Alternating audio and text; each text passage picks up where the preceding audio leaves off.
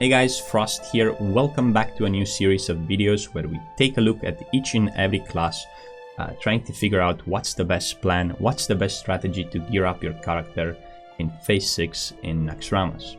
Now, Naxxramas, it turned out not to be a walk in the park.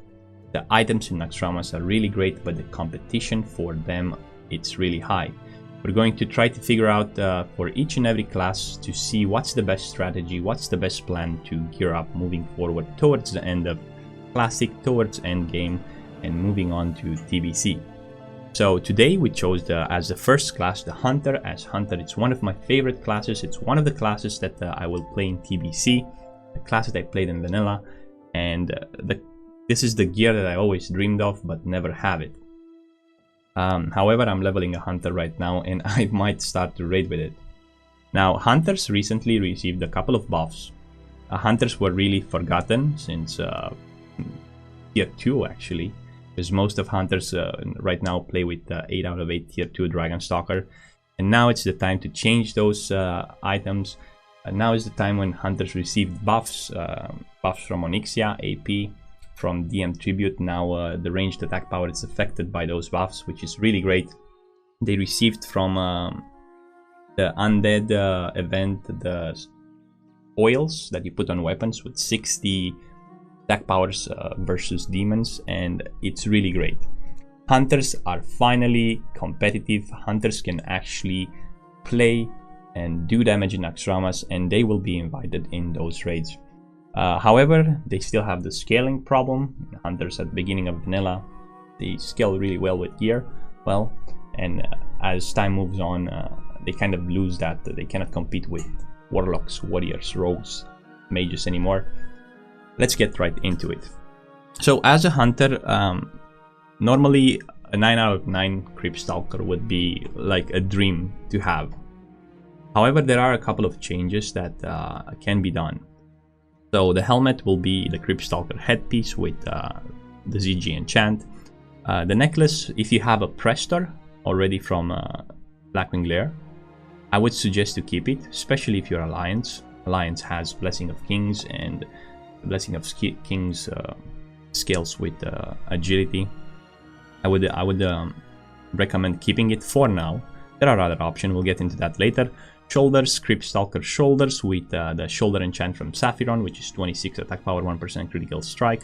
This is best in slot enchant even for TBC, so keep that in mind. Cloak of the Fallen God, if you already have one from Cocoon, I would suggest keeping on it. There's a better cloak, well, that's debatable in Naxx, but we'll get into that soon.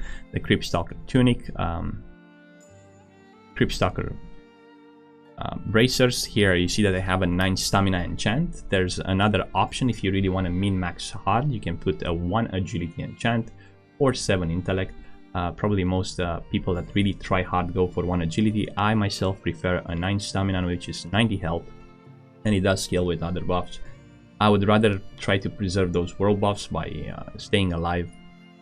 1 agility, which will barely make any difference to my DPS.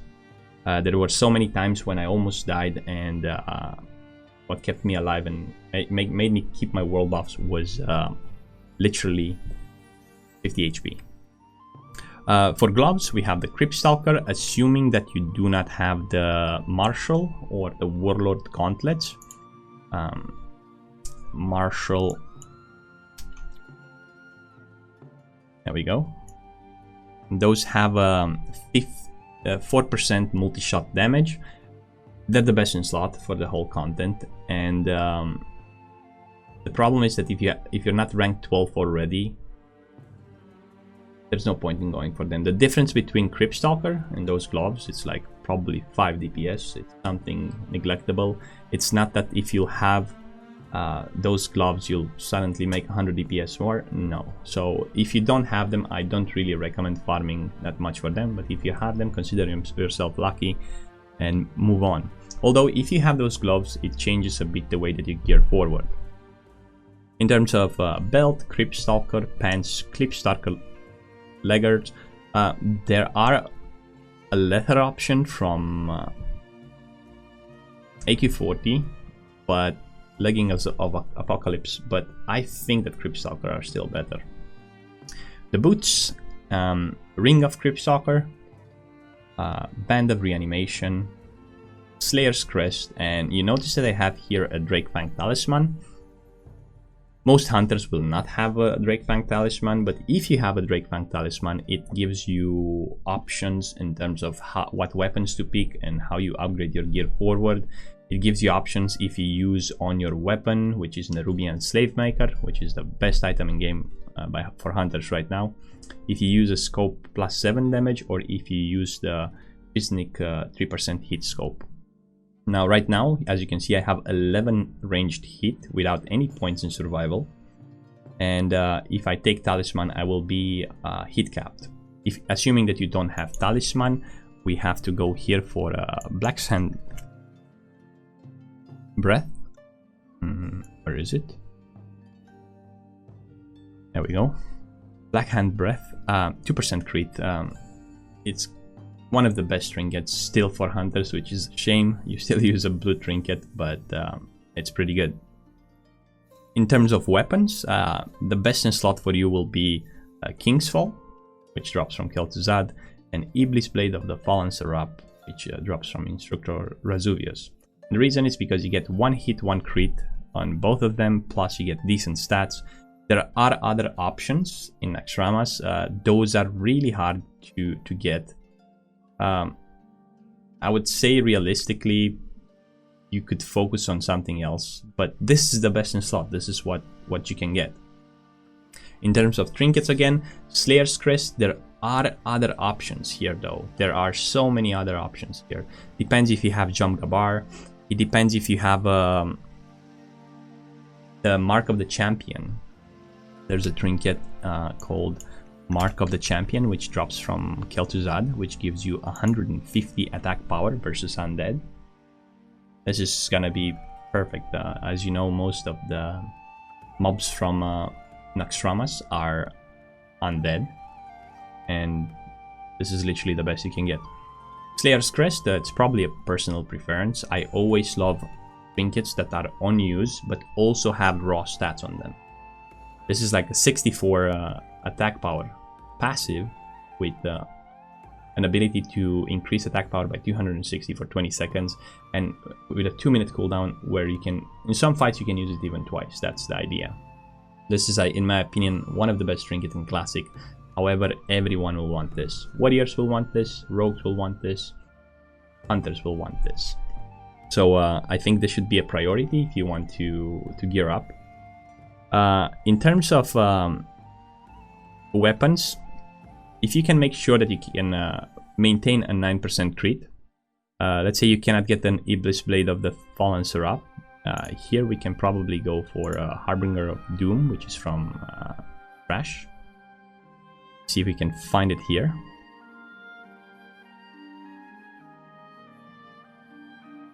Delete this.